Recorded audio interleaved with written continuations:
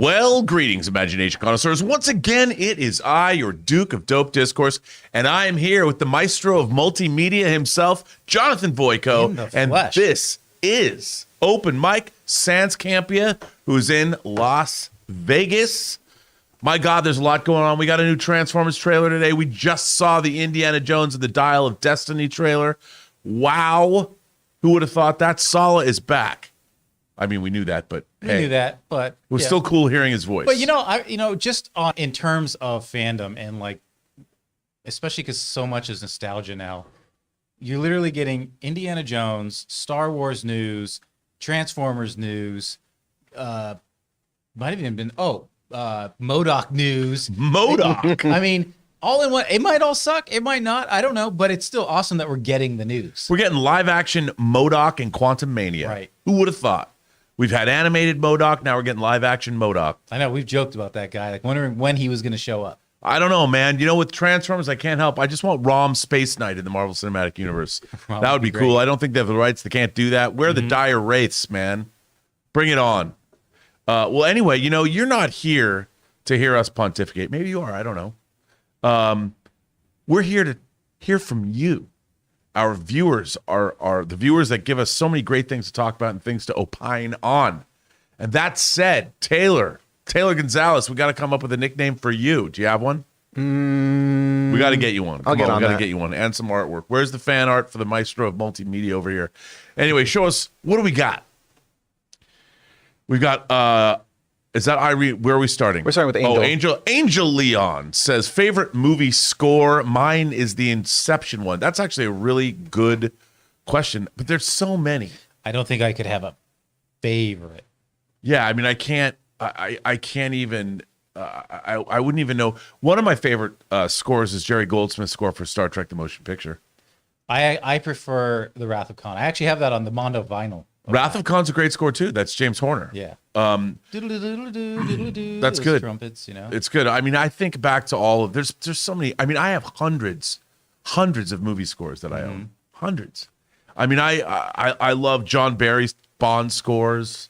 I love obviously John Williams' score for. I think John Williams' score for Superman the movie is one of my favorite scores. I'll take Star E.T. Wars, over Superman the movie. E.T.'s a great score. Yeah, great score. I love the score. I mean, you said it like a few weeks ago. We were talking about Avatar, and I'm like, that's why the score for Avatar. When I rewatched it in theaters, what's going on? When I rewatched it in theaters, I was like, the music sounds like Glory, and then I realized, James Horner. Did the music for it. Who borrows from himself quite liberally. Yeah. But that being said, I love the music from Glory. Oh, yeah. Yeah. It's great. And then I love electronic scores. Like, I love Tangerine Dream's score for the movie Thief and what they scored for Risky Business. And I love Vangelis' score for Blade Runner. And he also did, he did 1492. He did. That's a great score, too. Yeah. I remember seeing that movie. That was in theaters. And he did, am I thinking of the same person? Chariots of Fire? Yes. He did Chariots of Fire. Yep. I mean, there's so many great scores. And then all of Hans Zimmer's scores. Sure. I love Hans Zimmer's score for Crimson Tide. We didn't even talk about Howard Shore. We haven't talked about Howard Shore's Lord of the Rings. How could I be scores. like, oh, well, this is my favorite, but then I don't talk about Lord of the Rings at all? I mean, I know. And I was listening to Howard Shore when he was scoring David Cronenberg movies from the early 80s. I mean, he was there. There's so many. There's a John Williams score for The Fury and Dracula. Two scores people sleep on. John Williams' score for Jaws 2 is a great score. Wojciech Kilar, his scores for Coppola's Dracula and Roman Polanski's The Ninth Gate are favorites. I could sit here for I could do this all day. I know, but we can't. We got to see what else is out there. What great question. But you know what? Zimmer's score for Inception's great though. Wow. I know. I mean, and Time is such a great piece of music. Anyway, where are we at? All right, what's next is the Guardians of the Galaxy Volume 3 trailer and poster just dropped. So I will go ahead and pull that up for you right here. Here is the poster. Cosmo, looking cute, looking good. There he is. They're way back there in that shot. Yeah. And then, I can't pull up the trailer, but let's just do. We'll get demonetized. Right. Oh, so they dropped the trailer? Yeah. Wow. Okay. So we would have talked about that at the top too, but it just dropped. So we can't really react to it live. We'll get demonetized. So yeah, pretty exciting though. I'm sure tomorrow we'll be talking about Indy. We'll be talking about this we'll be talking about a lot of stuff. Lot of stuff. Good, It's good Friday. though. Ryan Hughes, 1 of 3 from Ryan Hughes. Here we go. Doesn't Bob Iger bear some responsibility for the current state of Disney? Besides the obvious appointing Bob Chapek, much of their content, film and TV, has been hit or miss for the past few years. All projects announced during the Iger era. Also, many of the unpopular non-consumer friendly theme park policies started at the tail end of the Iger era in 2019, early 2020. Don't get me wrong. I'm happy Iger's back, but it feels like Iger set Chapek down a certain direction for the company. Chapek veered wildly off course, but it was the path Iger started them on nonetheless. Well, I mean, I think that can be true, but things change. I mean, I think the thing about Bob Chapek was the entertainment business is a business all about relationships with people. And with Disney, you have all these creative, it's Lucasfilm, it's Marvel, it's Pixar. You have all of these creative entities and people that are providing all of this fuel that becomes grist for the Disney mill later. I mean, whether it's movies, video games, theme park rides, it's all based on what the creatives are creating. And I don't think Bob Chapek's strength was dealing with that element of the business. And he tried to make, I mean, obviously, when you're dealing with a multinational publicly held corporation, you have a lot of things you have to deal with on your plate. I just don't think Bob Chapek was suited to do that. I mean, he was at the company for a long time. He had earned his right in the corporate realm to be at a certain position, but I don't think he had all the skill set to be where he was. They kind of had to make him succeed, Bob Iger, but I don't think he had all the necessary tools in his toolbox in order to navigate the job he had to do. And I think he's always going to get you. To be fair, you're always going to have to factor in the effects of COVID. Yep. On that entire. No, business. he inherited that job at the worst possible time in the history of the company. And then going back to as far as like, well, Iger and I feel like he mentioned like the TV stuff. It's like, well, yeah, Disney Plus was Iger's baby, but he's not in control of all the content that's made for it. Right. Especially like in the last few years. So. No, and look, the creatives still have to make these things, and it's not like the same thing with like Kathleen Kennedy. She's not riding roughshod over the filmmakers. That as a producer, she gives the filmmakers what they need to make their movie, right. But she's not in there every day telling them what to do. That's not what a producer really does. Mm-hmm. What the producer does is appoint the people to make the stuff and then give them the material they need to get the hell out of the way. Yeah, it's almost a logistical. Yeah, facilitating. I mean, some people they work in very much a duality kind of a thing with their producers or directors, like the Coen brothers that work together. They produce, direct at that mindset's. It really depends, but you can't blame the head of a multinational corporation for the creativity in various, because that's not what they do. Right.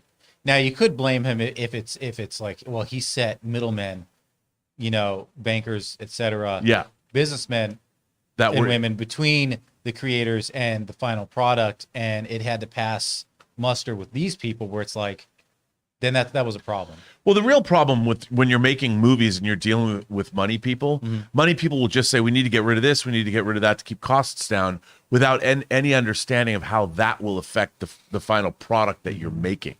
Because they don't understand. They understand what's on a spreadsheet, but they don't understand how that affects the creative impulse. You get filmmaking by committee, and that's just not a good place to be. Yeah, because half those people on that committee don't know anything about actually making movies because they've never done it before. I mean, in my opinion, that's where, as far as like going over to Warner Brothers, that was the problem with Batman versus Superman. That was a film by committee. Right. Yeah. You didn't know what, and then you didn't know what was going on. I mean, and I think the Ultimate Edition goes a long way to solving a lot of those problems. It solved a lot of it. But not all of it. I mean, like that one scene where they're looking at the files and Wonder Woman has like a logo for her file and stuff that was accountants saying, well, people need to know the brand they're getting. People need to know this, so put it in there. And the creators were probably like, this is the stupidest thing. Yeah, we got it. Yeah. No one's going to know what they are. Yeah, you got to have that logo. It's like, okay. Yeah. That's funny. All right, what's next? Good question, though, Ryan. Adam Henson says, apologies for the cream comment on today's show. I'm just excited to see my beloved Beast Wars characters on the big screen, and I'm just trying to be funny. Hey, Adam, you know what? What goes on in your cream doesn't matter. It's okay. You say what you want. Be funny. I thought it was funny. We all laughed. Yeah. Don't ever apologize if the joke works. Right? But I wasn't offended. I don't. Not at all. None of us were offended. You can't offend us. Okay. At least with that. Patrick Hamilton says the new Indy trailer dropped and hit. It gave me goosebumps. Just the sound of the whip was awesome. We'll be a little nervous about the de-aging effects, but it looks good so far. What were your thoughts? I mean, my cursory thought was you can tell, and I like James Mangold as a director, but you can tell Steven Spielberg didn't direct it. And I wish the use of the Indy music was a little bit better. Like you were pointing out, the Force Awakens piano. It felt so with the Force Awakens piano. When he was walking over that bridge, I wanted to say, "Who are you?" But I mean, beyond that, I was saying it felt like what they did. It was good enough. It was fine. It was a teaser trailer, great shots. I didn't hate it or anything like that. But I started to get echoes of The Rise of Skywalker, where they had the overly bombastic version of the Star Wars theme, and it was very heavy on nostalgia. And C-3PO saying like, "Oh, I'm just looking at my friends for the last time," and it was just like it pulled at all the right heartstrings. And then in the back of my mind, the whole time I'm like, is there going to be kind of a rug pull with this? Are they pulling our heartstrings a little too heavy here? And then we got what we got. And I can't say that for this, but we had the overly bombastic version of the Indiana Jones theme, very heavy on nostalgia, and it gives me a little pause, but it still could be really great. I just looking at these pictures, I just realized what bothered me about the trailer, the way it looks. It looks like it's shot digitally, and it's not shot anamorphically. It's not shot with anamorphic lenses, and it's not shot digitally. I mean, and shot digitally. Mm-hmm. I think you can get away with digital, because for digital, even if you shot it, on film or whatever, it still has to go digital at some point. So it gets muddled with digital. And then right, but I mean, it doesn't look. It had that. I agree with you on the lenses. I agree with you on Yeah, it doesn't have the. It doesn't look like an Indiana Jones movie. Right.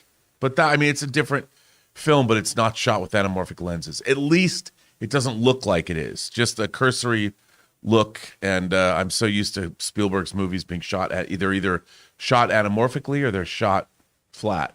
Well, and even like if you think about The Last Crusade, they really are going. They're on a boat in that harbor. Mm-hmm. And all that around them is there for the most part. Obviously, there's and at the time they didn't have blue screen and all that. You could tell when he was riding that horse during the ticker tape parade. Yeah, none of that was there. Right, and it looked like that. Yeah, and that train's not there. I mean, they redressed some streets in Europe to look like, but yeah, I felt like they were like, well, let's just cut corners and just have it like this. Yeah, that a lot of that really bothered me. But I mean, because I hated the last one. Yeah, me too. But even when they were doing that driving scene through the university, they were at a university. Right. Yeah. So again, I'm not trying to boo-hoo this or anything. It could be great. We just saw a teaser, and the teaser was fine enough. I enjoyed it, but there's just certain things where I'm looking at from a little more of a critical perspective, and I'm just like, this gives me some pause. Yeah, especially now when you have movies like Mission Impossible that have gone back to the reality of these giant action set pieces. Indiana Jones was like known for those action set pieces, but we'll see. I mean, we'll see how it all. I'm not gonna boo-hoo anything. I haven't seen it. Nope. Yeah, I haven't seen it either. I mean, I'll tell you one thing. I was really intrigued. Mm-hmm. I'm like, okay, this looks good. The movie looks good. So, I mean, I want to see it. It just didn't. It didn't have the Indiana Jones feel that I was looking for. Well, I had the Rise of Skywalker feel to me. Yeah. Mm-hmm. Hope it's good though. Probably the same trailer house. I mean, they look Sala and Indiana Jones look great. I love their performances and everything, but I'm cautiously optimistic. Yeah. Sadhu says, "Can you recommend more movies like Schenectady, New York?" Wow, I mean, that's are there any movies like Schenectady, New York? I mean, that's a tough one. I mean, my first thing to say, even though it's not like it, but have you seen Being John Malkovich? Have you seen that? That was the first thing when you say that. It's the first thing that comes to mind because I think it was the same writer. Malkovich. Remember that scene? Yeah. I love that movie. That was the first thing that comes to mind. And even though, again, it's not like if you haven't seen the movie Her with Joaquin Phoenix and Scarlett Johansson as the voice, that movie's great. It's one of my favorite science fiction films the last 20 years.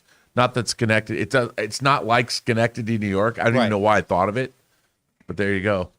I saw that movie once and I liked it and I never saw it again. It's so good. Yeah. Schenectady, New York. I love that. I own that movie. Would you be surprised to know I own that on Blu-ray? I'm not surprised. I do. Jordan McIntyre says, I just bought my first OLED TV, a Sony A80K. Those deep blacks are a thing of beauty for movies. What TV do you guys have? Thanks, legends. So is that A80? Am I to assume that's an 80-inch? No, I don't think it's an 80-inch. I think that's just the number, the model number. Okay. Might be 80. I don't know. I think it'd be 83, though. Yeah. I have an LG OLED, a 65-inch OLED. But I want to get the new Sony 83-inch. That's like $5,000. I went, yeah, that's out of my price point right but now. no, you just pay it off like, that's true. credit. But I have an LG. It's 4K. It's a 65-inch, but it is sort of on the budget end. It was a Black Friday deal I got like 2 years ago maybe. I can't. But it's not OLED. It's probably LED. Not OLED. It's LED, but it's not OLED. I will make the jump eventually. It's just right now I have other things to pay for. Yeah, I know. That's the thing. I mean, I love. It's funny. I built the new media room, and then when I put the TV in there, I love the TV. It's great, but I'm like, it needs to be bigger. I actually, if I was going to spend on anything right now, it would be a sound system. Yeah, well, I've got my sound system is killer, and that's probably the only reason why I'm like, well, why would I get anything on digital? I mean, not digital, on physical media, because right now it's fine for my space, but it's just a sound bar and a subwoofer. Sure. So it's like, what does it matter if the sound's compressed? I'm not going to hear it that great. It's not, right. But once if I do step up, then I'm going to be like, okay, do I want compressed audio? I just bought this sound system, right? Yeah. So, yeah. No, it's my speakers are huge. I've got a whole Klipsch system that they're big. It chuckles in the back. Why you guys? Hey, man. I got a 14-inch subwoofer. What do you want me to say? D-Train says, I'm saddened. The other week, you guys had to debate whether Top Gun Maverick should be nominated for Best Picture. 96% critic rating, 99% audience rating, 1.5 billion. Do I need to explain more? No, but I mean, look, here's the thing. I think Top Gun Maverick is a great movie, but is it a Best Picture of the year? No, but I think it's a Best Picture nomination. Yeah, sure, absolutely. But I think that Best Pictures have to transcend. I don't think Top Gun transcended what it is. It's not really. It's exactly what it was supposed to be, but it's no Lawrence of Arabia. Yeah, it's no Godfather. I think it's in the conversation for Best Picture nomination.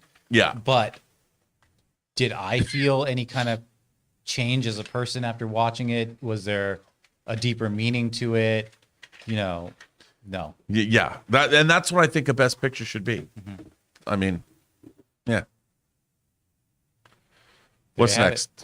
Now that I'm contemplative. JT Hiskey says, John, when are you doing Cameo again? Well, John's not here. I didn't know John was doing Cameo. I think he did it briefly. This is going back to when he was still doing the show out of his condo in Burbank. Right. Oh, okay. Yeah. Before he even moved out to North. I've thought about going on Cameo, but it would depress me too much that I would only get like one every other 6 months or something. Who wants me to give him a message? Yeah. I don't know. Maybe the whole crew could. If you want, do like a crew wide, crew. It's like it'd be like Cameo Roulette, but with that. John Campea. That'd be funny. Yeah, so you never know which you're going to get. You never know. Sadhu says, I think video gamers are more powerful storytellers because you can literally walk a mile in your character's shoes and go through the story. Last of Us 2 and God of War. Yeah, I think that's that's probably true. I think to a degree. I mean, sometimes you're more concerned with building your character, and that's kind of like it's still your choices and what you're doing with your character. I mean, Right. You know, I mean, you are guided by a stronger narrative in like Last of Us 2 versus like a straight RPG like Skyrim or something like that. But Yeah, but I mean, that's not to take away the story of The Last of Us 2 is pretty hard hitting. It's great. I love it. I love and it is. But when you have a sandbox game like Red Dead Redemption or Grand Theft Auto, and you can go anywhere. Next. Yeah. I mean, I've frittered away days just doing stupid stuff in Grand Theft GTA Auto. 5 half the time just driving off a cliff. I like using cheat codes and getting a helicopter and just sitting at the airport and see how many planes I can destroy before I get killed. Right. And that's just a great stress reliever Yeah. at the end of the day. Yeah, but no one wrote that. But that's not to take away the power of storytelling in video games at all. No, not at all. I mean, it's just. And with yeah. that, and word with from our that, sponsors.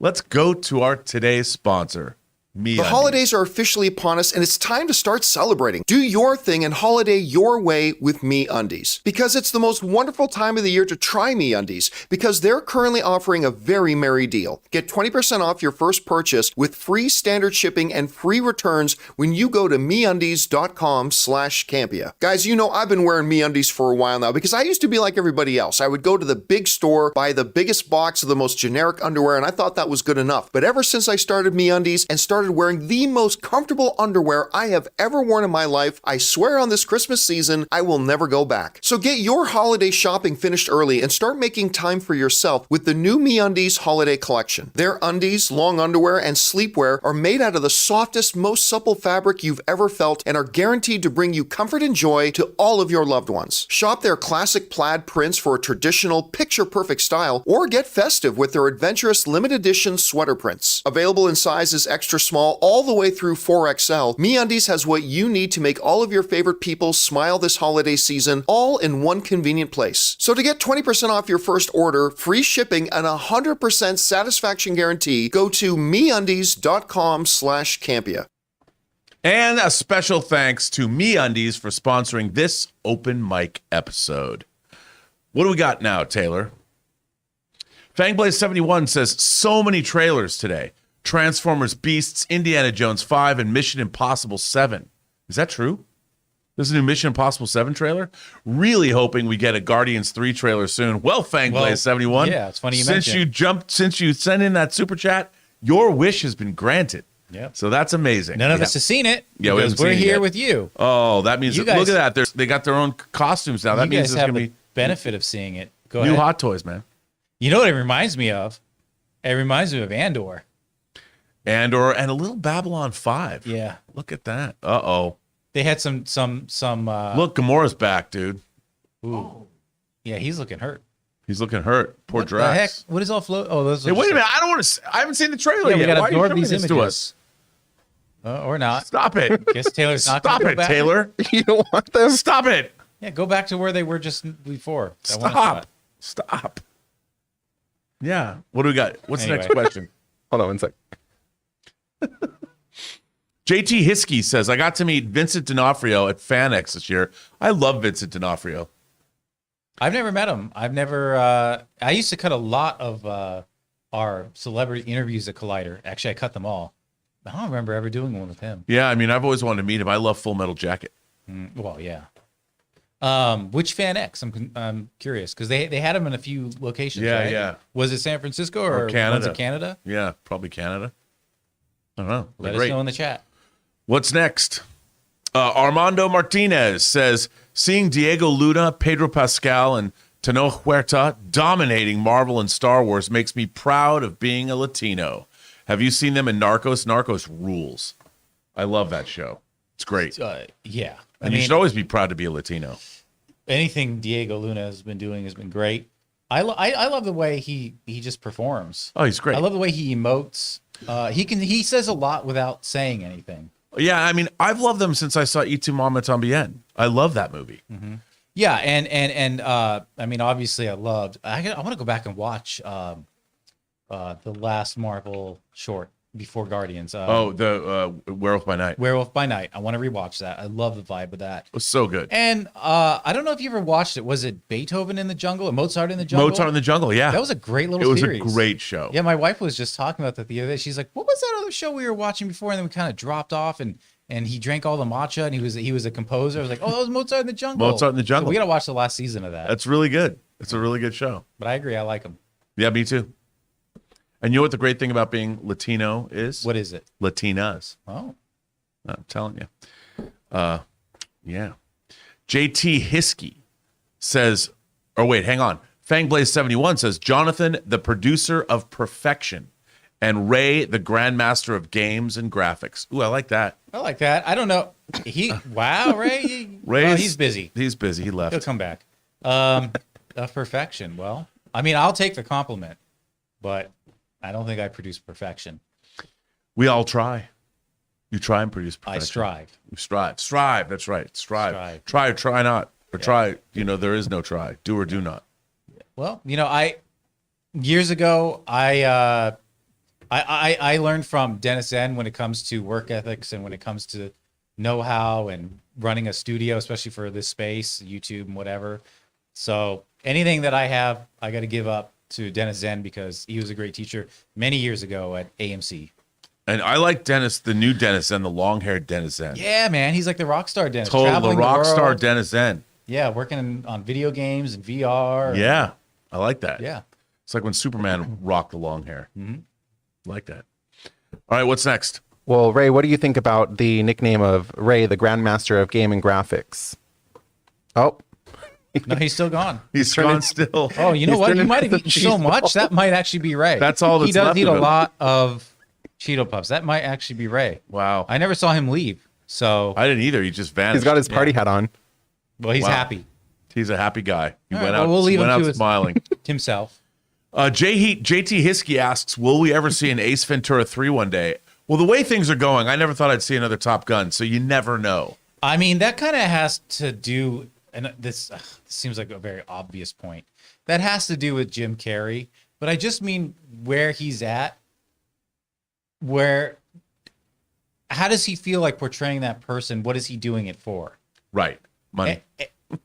Money, but I Lots of mean, money. but he has lots of money, unless he goes broke. Well, but I mean, like he's not going to just go back to that for the wrong reasons. I like to believe. Well, he did say that he actually said in an interview that he felt he has enough and that he wants to retire. And I can understand that. I mean, we're seeing a lot more of this with people when even Gary Oldman said he's 65 years old. He wants to retire from acting because there's other things in his life he wants to do. And I'll tell you, that is a character you got to be there every day Yeah. to perform on that level with, you know what I mean? Yeah. I don't know if he'd want to do that. Maybe he would. I mean, if anything, I'd rather see him in just like a non-slapstick film again. yeah. One of my favorites Adam Sandler films is, oh my God, of course my brain does this whenever I'm in camera. Jack and Jill. Punch Drunk Love. Oh, yeah. That was great. It's one of my favorites. And I love like films like that Carrie did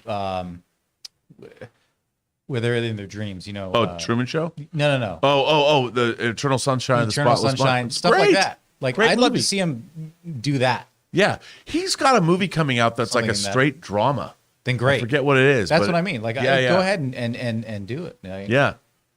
I'm a fan. I mean, I'd love to see him do whatever. Mm-hmm. What's next? Matthew Medina says, I just finished that Bowie doc, Moon Age Daydream, had a deep dive into Bowie's discography. He is the best storytelling through music of all time. He's the GOAT. Look, I'm a huge Bowie fan. I like all the different iterations of Bowie. That, it's funny. I went and saw the presentation of that at CinemaCon, and the performance and the backstage footage stuff was amazing. And I'm going to buy I didn't see it in the theater. I need to see it. I mean, I soak up anything music doc. Yes. The Echo in the Canyon that came out. And it was about like the Beach Boys and the Doors and all that. Yeah, and the Laurel Canyon. Era. Yeah, Laurel. Yeah, Yep. Yeah. it's stuff like that. I just soak up. I mean, I still go back. I wish they'd re-release this. You might even know about this. You probably do. It was the history of rock and roll. Oh, I loved that. So it was only released on DVD. You can't even buy it now unless it's used, and it's going for like $500, and I still own my box set of it. Oh, I'm sure it's the music rights. I mean, they never. It was. I watched. I was working on Tango Shalom. I was living in Joe Bologna's house right before he passed away, working on Tango Shalom, and it was the Grateful Dead documentary. And I thought, because like you, I love music documentaries, and I watched that entire. It was like 8 parts or not 10. I watched the whole thing. Yeah. The Eagles documentary I've watched Eagles, like 4 times. That one is a 2-parter, and there's like 2 hours each or whatever. Yeah. And I mean, I know John is like, well, I'm a Stones guy. Okay, I don't care. That's not the point. You're watching musical geniuses literally just play with a guitar and all of a sudden come up with a song that we all know. Oh, it's amazing. And plus, I love hearing, like with the Eagles, what Southern California was like, when they were getting together in the first place. And I mean, I'll watch any music documentaries. What I love about that is you don't just learn about the Eagles in like some vacuum. It's like, it was all the people they were involved with in that music scene in LA at that time. Yes, that's yeah.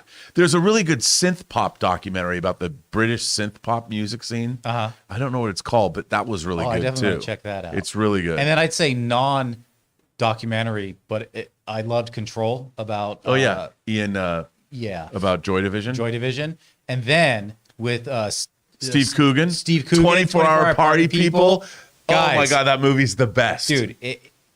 It's all about the founding of Factory Records, right? And the Manchester music scene. Andy Serkis is in that movie. Yeah. He plays Joy Division's engineer. Right. There's a rattle in the drum. He's the heavy, and he leaves the guy drumming on the roof. It's the best. I mean, you'll learn a lot about the post-punk era of like the Manchester scene, electronic music. Even if you're like one of those who are like, oh, electronic music, whatever. Just it's a great movie, and you'll find a new appreciation. It's for that so stuff. fun to watch too. It breaks the fourth wall a lot, so he'll stop and Steve Coogan will start addressing you. It's great. 24-hour party people. Watch that. And it's got New Order. Well, Joy Division becomes New Order. It's got Happy Mondays. And it's got all the music of that era. Yeah. And if you like Factory Records, as I do, it's all about that whole thing. Anyway, the whole everyone watching us right now are like, what? We just had a moment. Yeah, just 24-hour party people. Get it. Michael Winterbottom. JT Hiskey says, I live in Utah. Y'all need to come here for Sundance. I've never been to Sundance. I've always wanted to have a movie in Sundance. I'd love to go.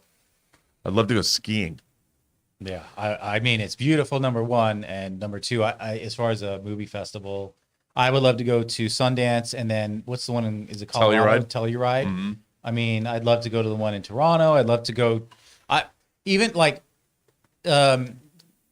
going off of music again, just South by Southwest. For years, I just wanted to go to the music. Now I would love, if I could, take 2 weeks and do the movie and music festival back to back of South by Southwest. I'd love to do that too. Yeah. Go to South by for 2 weeks. Maybe sensory overload for 2 weeks. Maybe we could report from there.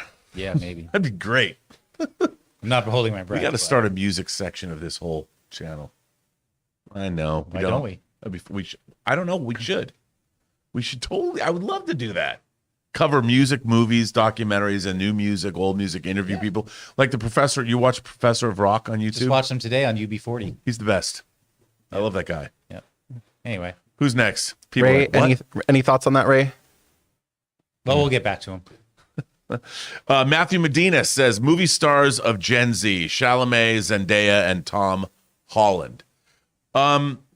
Yeah, I'd say movie stars regardless. I think that they're great. I don't know if people go to see movies because of them. Maybe some do, but I think they're all great actors. Chalamet may be one of those three. Well, you know what? Zendaya has a huge following of people that get excited. And she's look. I mean, she's really versatile. Yeah. I mean, going from Spider-Man to Dune to Euphoria. Mm-hmm. I always see great. her, I see her in Burbank a lot. I don't know if her and Tom live in that area, but I know that she was filming for Euphoria a lot in Burbank, so we'd see them walking around the streets between shoots and stuff like that. But yeah, they're great. Yeah. I mean, I think that that's a great trio of people, but yeah, in terms of Gen Z stars. Well, we were just talking about this yesterday about it's a new definition of what a star is. Yeah. And so I'm not going to take that away from you on saying that. Yeah, I agree. Like they probably are. But yeah, and actually I should amend my statement. I think people do go see things that they're in the same way because they do, like the stars of that era Taylor Swift. Look at what happened with tickets. So those are movie stars. Well, I would say at least those two. I don't know so much about Tom Holland because Uncharted didn't do that great. Uncharted didn't do that great, and Cherry wasn't that great. And that was a popular IP. So yeah. And that's not to boo-hoo, Tom Holland. I'm just saying, I don't know that, because she's a singer and that transcends. So you get a larger base of people. And then Chalamet is just like on this level of like, we kind of know I wish he'd gained like 25 pounds, but but then he wouldn't look like himself anymore. It just said he looks so young. I just want to start looking like a man. Yeah. Yeah. And, although I do like him as Paul Atreides. I thought he was great. That's why he was great for that role. You want someone young and inexperienced for that. It's true. It's true. You're right. What's next? Harv's K said films Rob might own on Blu-ray. 1967's Mad Monster Party. You know what? I only have that on DVD. This cult gem is perhaps Rankin and Bass is at the peak of their stop motion powers. I love it. It's their Snow White or Pinocchio. I agree. I love the Mad Monster Party, but I only have it on DVD. I do not have it in HD. I've never seen it. It's really good. It's fun. It's really good. What's next? Mr. Hank Dunn says all Indiana Jones movies are great. That's why we have opinions, because they differ. Yeah, I think I think Raiders is a perfect movie. I love Temple of Doom. I do not like Last Crusade, and I loathe Kingdom of the Crystal Skull. I do. I like Last Crusade as much as I would like Star Trek 4. It's the funny one, and that's I think true. It's great. But yeah, I loathe Crystal Skull. Swing like the monkeys. No, it's so bad. Raiders is one of my favorite movies of all time, though. I watched it the other night. I could watch those three back to back. Yeah, they're good. They're entertaining. XG says, just watched A Bronx Tale again. Super underrated. I love A Bronx Tale. That's had Chaz Palminteri and De Niro and that kid Lilo Brancato, I think, something like that. Yeah, I haven't seen Bronx Tale in a long I haven't time. either, and it's really good. And it's funny. It's like it doesn't get mentioned in like gangster movie no, and I don't know why. And it's great. Yeah, I love that. James Wood in that too? I don't remember. I'm gonna look up the cast, or maybe Taylor can look up the cast on and we can for get back Bronx to us. Tale. Bronx Tale, yeah. But let's go to the next question. We'll figure it out. We'll go to the next question. Jacob Kruka saw Puss in Boots, didn't love it. However, the animation was spectacular, very similar to Into the Spider-Verse. I love this new mix of CG and classic animation. Yeah, I mean, I everyone seems to be loving it, but I can't wait to see it, and I'm looking forward to it. I think it's funny. I like the trailer. What? So he mentioned a mix of classic animation and CG. What did they mix? I didn't notice anything in the. Yeah, I mean, it looks Am I like looking it's at it right all now 'cause it's CG hat? to me, but I mean, but maybe they did do that. Maybe there's a lot of hand painted stuff. That's cool. But that looks good. I mean, I can't wait to see it. Love the look of it. I know Taylor's looking forward to it. He loves the world of Shrek. Somebody's really looking forward to this. Somebody's really looking forward to it. What's next, Taylor? Okay, so I have the cast of A Bronx Tale for you. So we have Robert De Niro, Chaz Palminteri. There we go. What was it? Chaz Palminteri. That's what I said. Yep.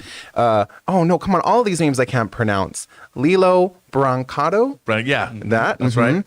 I can't say any. Joe Pesci. Yep. But the rest of them I can't say. So is James Woods in the movie though? I don't see him on here. Okay. So why would there be all these names I can't pronounce? Because they're all Italians. Oh boy. Okay. Well, I tried.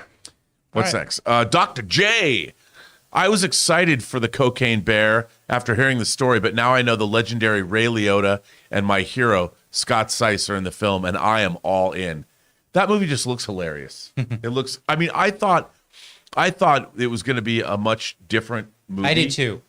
I didn't know they were going to go this direction. Yeah. But I think it's hilarious. I mean, it went more towards, it looks like the gore, but also the wackiness. because I don't think I don't think this bear, the real story, he didn't murder a bunch of people.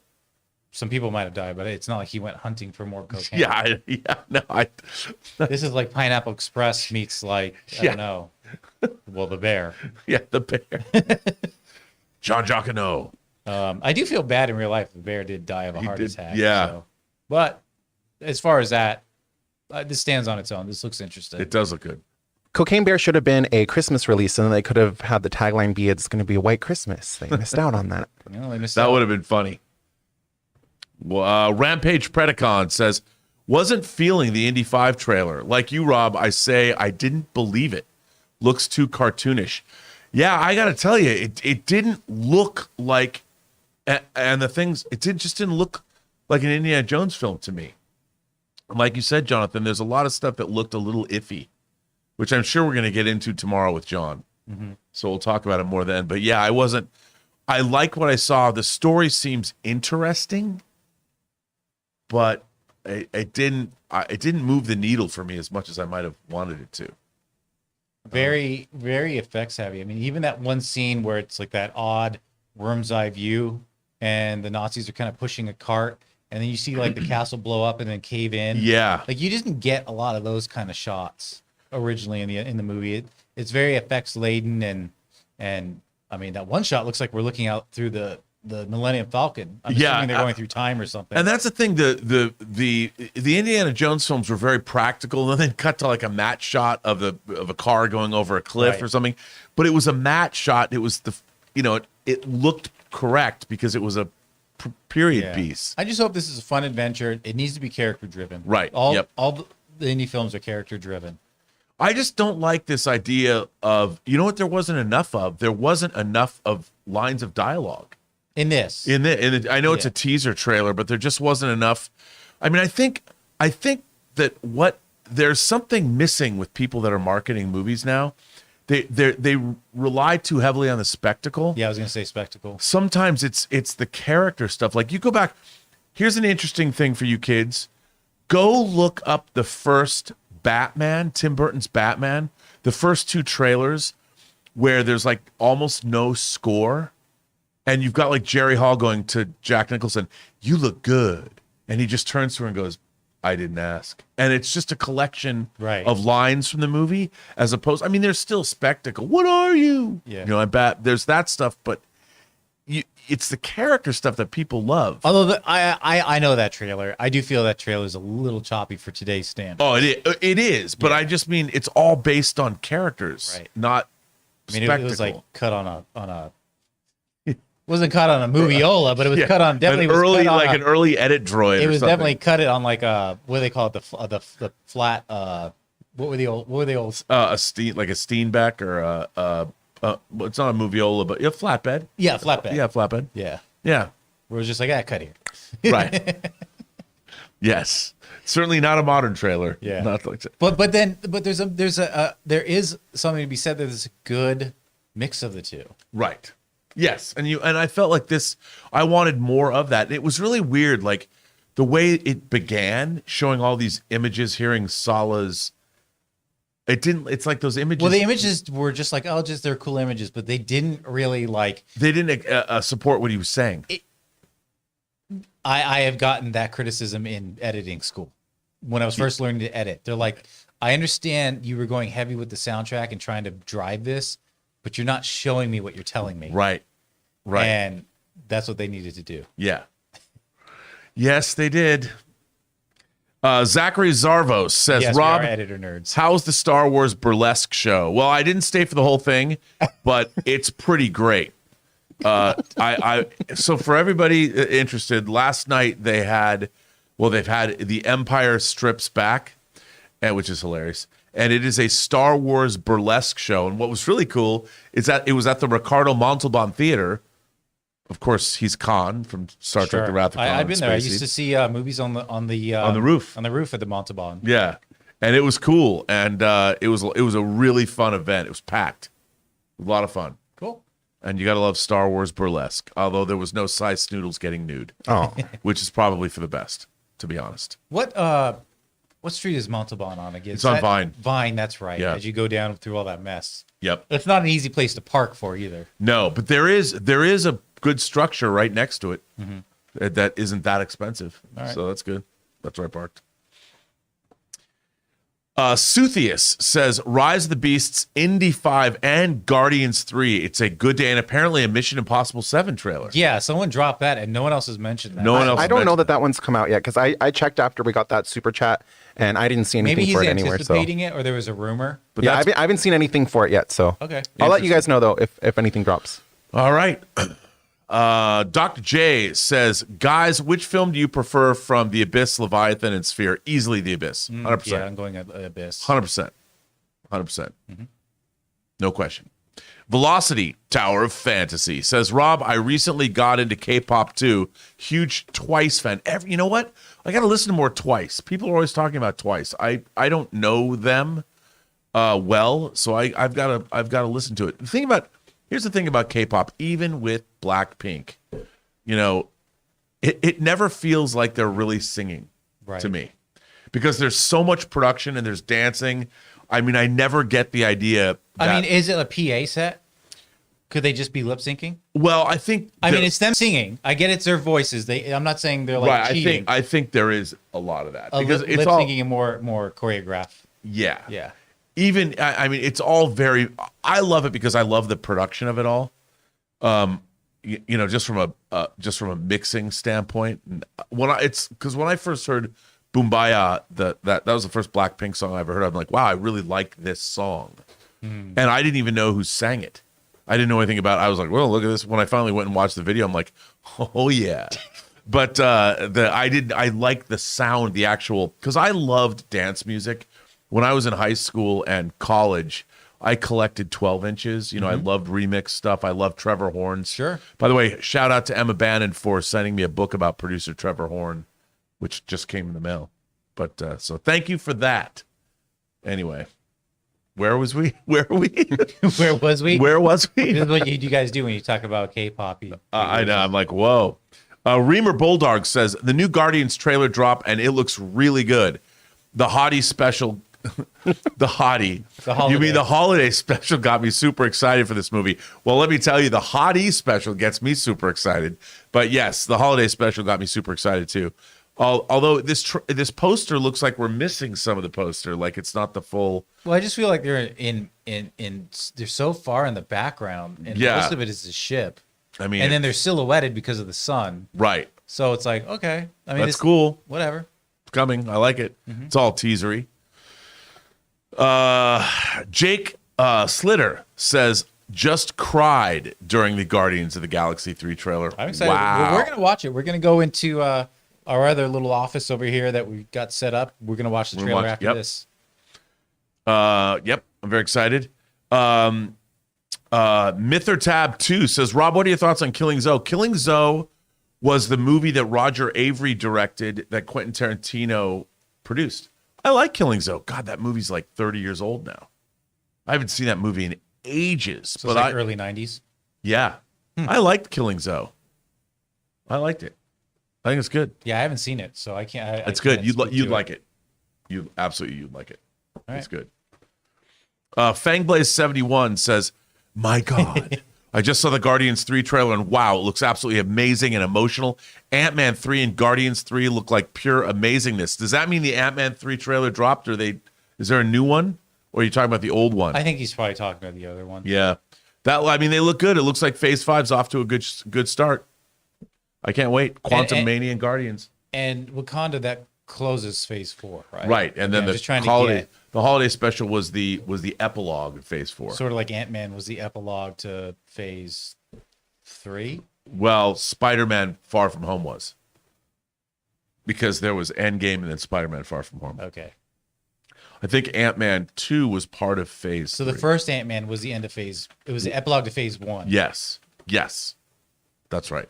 Did Phase 1 end after Ultron then? Or wasn't that Phase 2? Because Ant-Man came on the heels of I think, or maybe Avengers 1 ended Phase 1 and then was Ant-Man after. You think we'd know this because we're in the business, but there's been 30-some... There's been Wakanda Forever is the 30th Marvel movie. Yeah.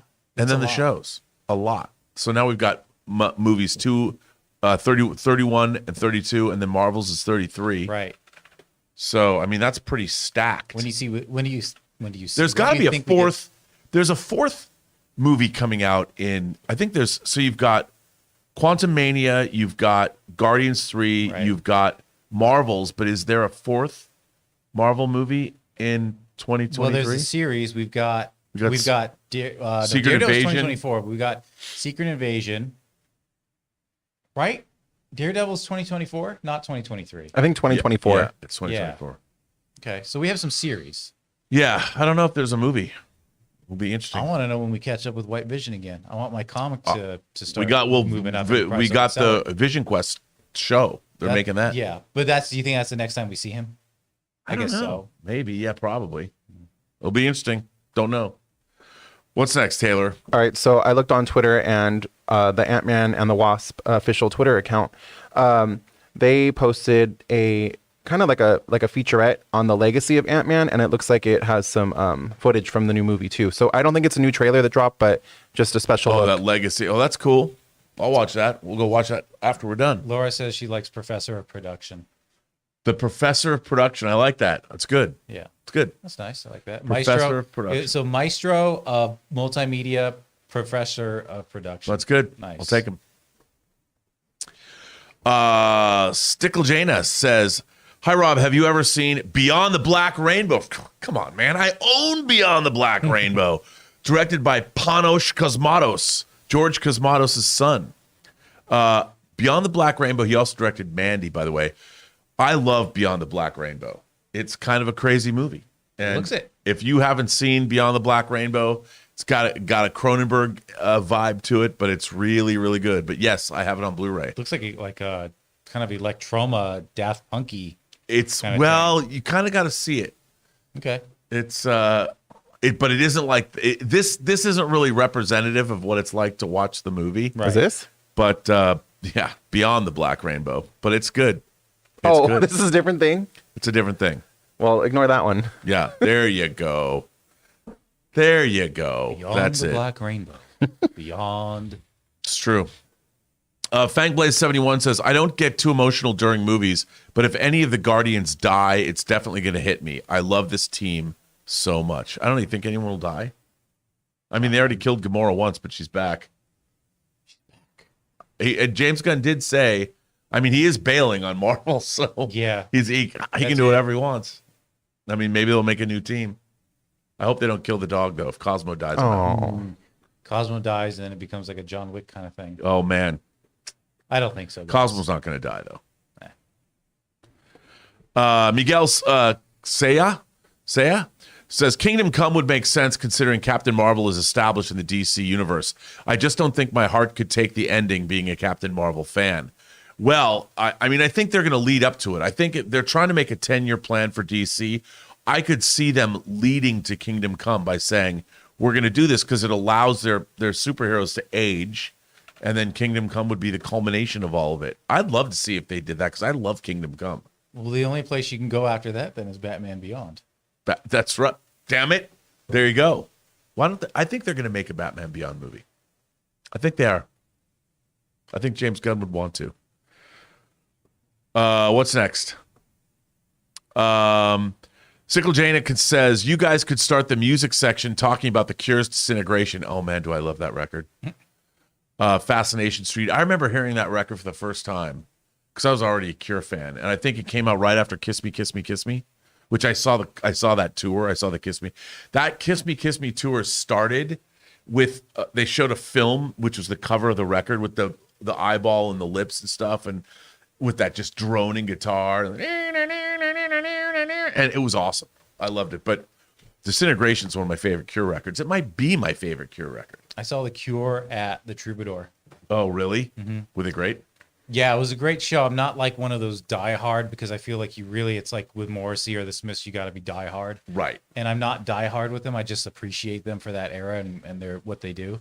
I love Pictures of You and all of that. Oh, yeah. But That's off Disintegration. They were doing like a special like I don't know what it was. They were just doing a special show where you could call in and get like tickets. They were very limited on tickets. You had to win the tickets. Yeah, because the Troubadour is a small venue. It's a small venue. But I'm going to do a little bragging here. This is back when I used to go to the Troubadour like 3 or 4 times a week because I was covering music and just going to a lot of music, like venues and concerts and stuff. All the people at the Troubadour knew me. And I told them like, man, it would be so awesome if I could get there. They're like, you don't have to have a ticket. Just show up and we'll let you in. And they did. Oh man. That would have been a lot of fun. I don't have those connections there anymore. I've been to the Troubadour a few times, but not like I used to go. It's crazy. I wonder if the Cure, I mean, they've been supposedly working on a new album. They haven't put out an album in a while. I'd love to hear a new Cure album. But Disintegration might be my favorite Cure record. Maybe.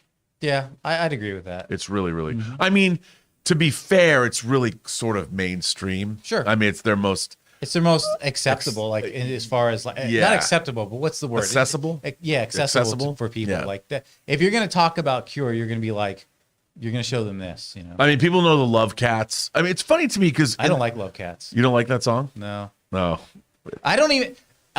Well, people used to have standing at the sea? Is that their greatest? Staring at the Sea. Staring at the Sea. That was the greatest hits record. Right.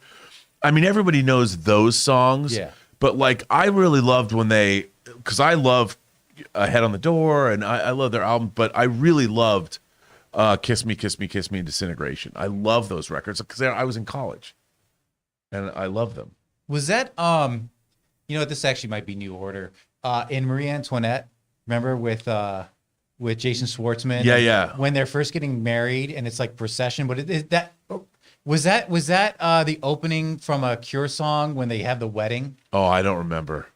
It was either that or New Order. I'm sorry, guys. I don't know. I know they're like, what? We're nerding out on music and movies. Nerding out. I guess that's why we're all here. Total nerd. We're so nerdy. Nerds. Nerd alert. Old man shouting at clouds. Mr. Hank Dunn says, wish 2D animation to make a big screen comeback. You know, I love 2D animation. I grew up with 2D animation, but I just think that styles change.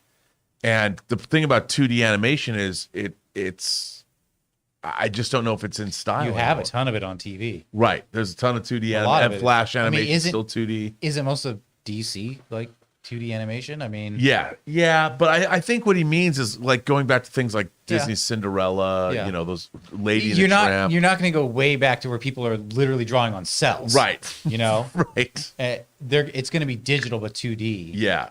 But I do miss what Disney animation looked like in the 40s and 50s and 60s. Well, have you played the game Cuphead? No. It's all that. It's that.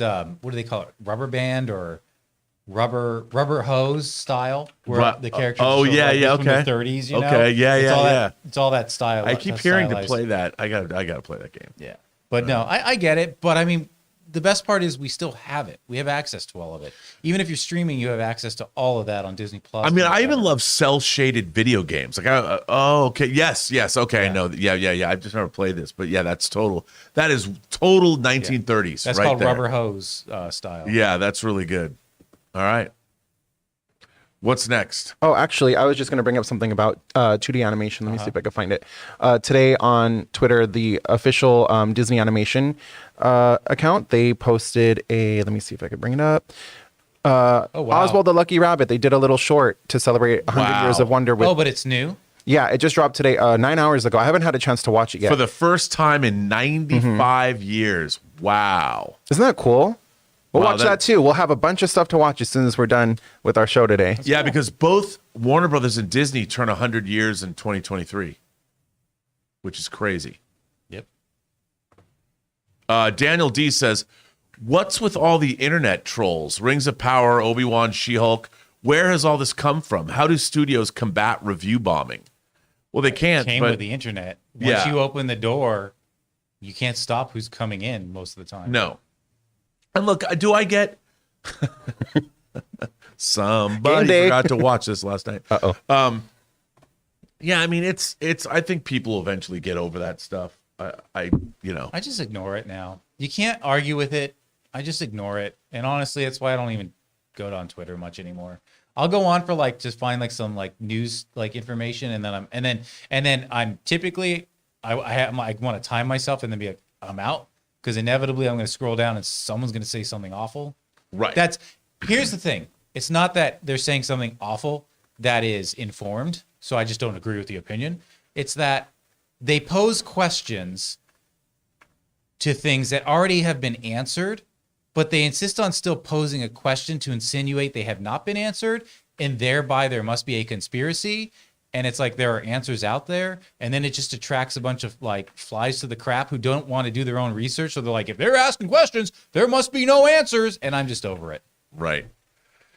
Yeah, there's worse things in the world we should be worried about. Yeah. So I just put my mindset in something more positive. Yeah, I like that. Walter White Walker says Indy looks awesome, but wow, Guardians 3. We can't watch. We haven't watched it. We should just go turn this off and stop and come back. I know, but we won't do that. We'll get to it. Yeah, It'll be fine.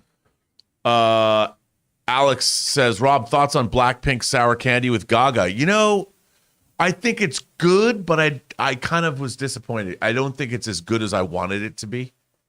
Yeah, I want it to be more epic because I'm a huge Lady Gaga fan. How does that work? Because there are many voices she's won. How do they work that? I mean, it's a true duo. Well, see, the thing about Blackpink is each one of the girls has a different speciality. Okay. And then you hear those different things in them. Like my beloved Lisa or La Lisa is like the rapper.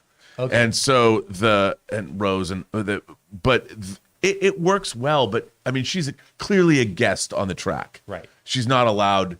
I mean, it's a Blackpink track. It's with Lady Gaga, right. So there's not a lot of front and center. It's kind of like when Lindsay Lohan debuted with Duran Duran.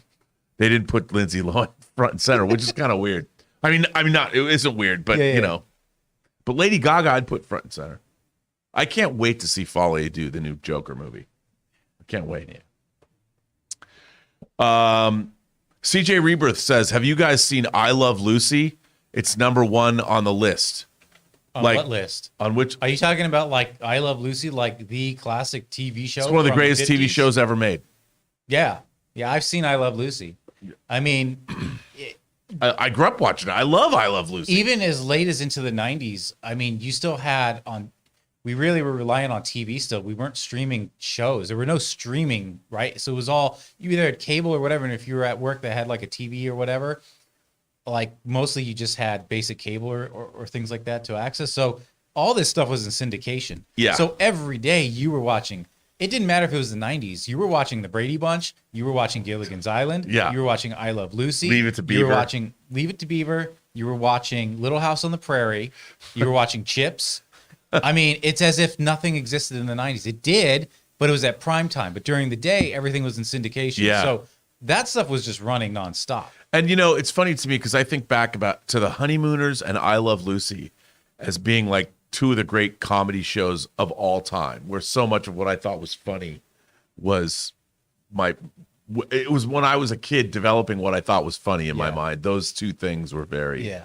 And it really wasn't until the 90s when like new content, like a lot of brand new content was coming out. Yeah, and then where kids had their own, like now it's like, oh, well, now because around the time of Rugrats and stuff like that, you weren't really watching classic Disney cartoons or Looney Tunes anymore because you did have a new brand of animation that finally came out. Right. And they weren't just like, oh, we'll just give the kids what we've been giving it to them since the 40s. It's like, oh, or just have new content for every generation. Yeah, things really started to change in the 90s.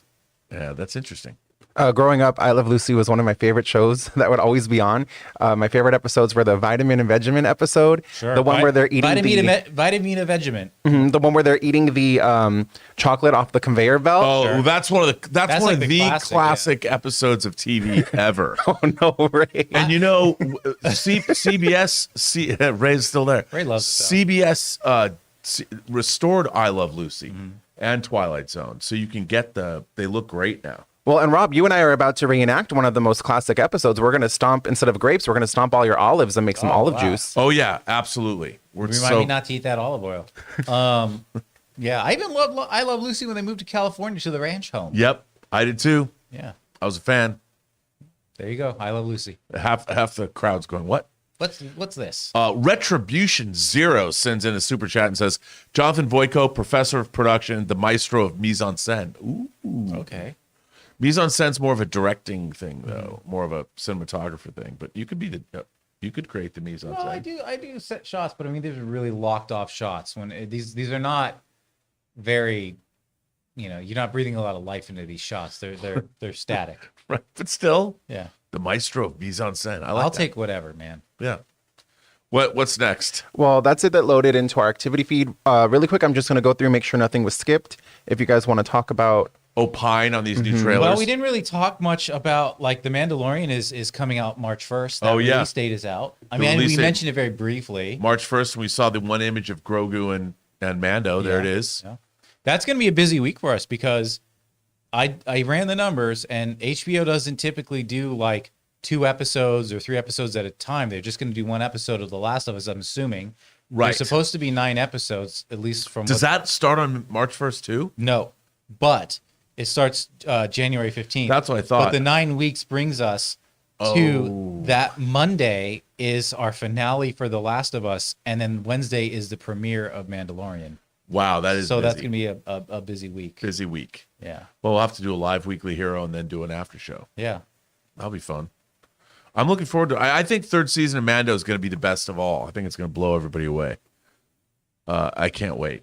Mando and Acolyte, I'm down. I feel like Mando is like a great middle ground in terms of, like, you got the Andor thing, and then you got Obi-Wan, and then Mando did something that was like in between. Yes. But leaning heavier on the good. But also more of the pulp sci-fi action adventure and I love the stuff. samurai / Western vibe of it. I do too. So it's good. Yeah. Taylor?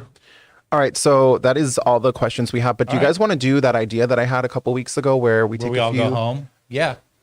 No, where we take just maybe like 3 questions from the live chat. Go ahead. We have time. Shoot, If you guys want to send something into the live chat, I'll pick a few and read them off to Rob and Jonathan Just here. a few though, but yes. Ring them.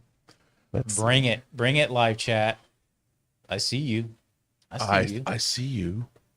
I don't know why my hair is sticking up in the back. All right, so our first question comes from Edgy Boy, who says, "What do you think of The Last of Us casting?" I think it's pretty good. I mean, obviously they went for young Mormont, you know. I know. I was taken aback at first. I didn't see her as Ellie. She doesn't look Ellie. She looks at all. But she's a great actress. But it doesn't matter. Yeah. The more I thought about it, it's like, but you don't have to recreate the game. You've got the game. This is a different take, and I think we're going to get high caliber acting from her. Yeah. So it doesn't really matter. We're gonna be into the character. And I at first I was like, well, Pedro Pascal being why am I drawing a blank on his name, the main character? I've only played the games like a million times, right? But I can't think of. It's not Earl. It's No, it's they'll remind me here. I don't know why I'm drawing a blank, but and I didn't see Joel. Right. I didn't see him as Joel. But again, he's. I love him. I love his performance. Yeah, I mean he so I'm fine with it. So obviously they're going for because they did release a character picture of his brother too, and it's not like the blonde hair, blue eye thing. They're Hispanic brothers. I mean, but this is just another world where Joel and his brother are Hispanic. And well, yeah, I mean it's an adaptation. It's not a recreation. It doesn't matter. Their performances are going to be fantastic. Yeah, I can't wait. So I'm in. Yeah. Count me in. I'm not so worried about the casting. I'm worried about the writing. You know, but you've got Craig Mazin, Chernobyl. Craig Mazin, and I don't mean I'm worried about the writing. I'm excited for all of it. Yeah. What I'm saying is on a series like this, I'm not worried about casting. I'm worried about do you have a good story and then it's performed well, and I have no doubt it will be. And look, from the trailer we saw, it made me believe that the world of The Last of Us was faithfully recreated. I'm 100% into this trailer. This trailer has me sold. Yeah, I'm completely 100%. I can't wait for January 15th. Yes, I completely agree with you. Yeah, and I bet you John's going to get some screener ahead of time and tell us all about it. Yeah, he will. Gloat. We're like, you can bring that screener in. It's like, oh, but I couldn't. Or it's a link. Send us the link, bro. Any other questions? All right, Taylor? so our next one comes to us from Mariana Moon, who says, "What is your favorite Prince song?" Ooh, wow. That's a tough one. Okay. I don't have a favorite. I love the 1999 album. So I love Let's Pretend We're Married and DMSR, which was actually side 2. And I love Lady Cab Driver and All the Critics Love You in New York. But I love songs like The Cross. I really love The Cross.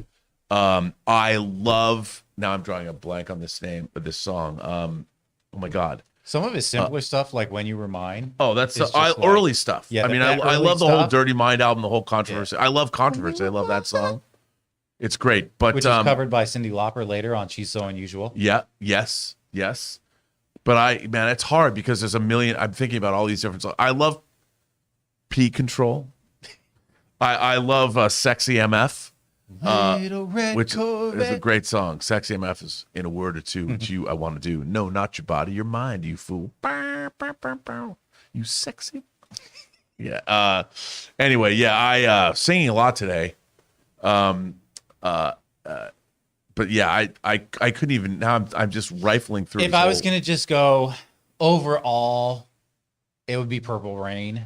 I feel like that's just like his like magnus opus, you know. But I'm not saying that's his best song. Or I get it's not a deep cut. I get it's his most popular.